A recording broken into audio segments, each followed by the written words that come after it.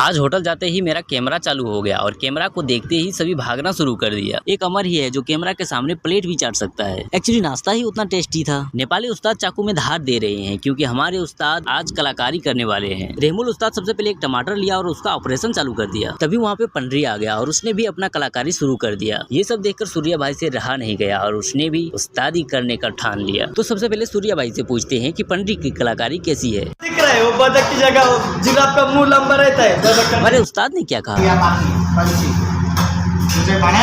पंडरी भाई ने इतना मेहनत किया और उसे ये सब सुनना पड़ा। बेचारा, उसे तो बड़ा पाव ही बनाना चाहिए। अब देखिए हमारे मेन कलाकार की कलाकारी। अरे इन्होंने तो बतख बना दिया, पर ये क्या, बतख की आत्मा तो उनके शरीर में समा गई। ऐसी कलाकारी को तो मैं तो दूर से ही प्रणाम करूं। बतख जब ऋतिक के पास पहुंचा तो उसने भी कहा बहुत अच्छा।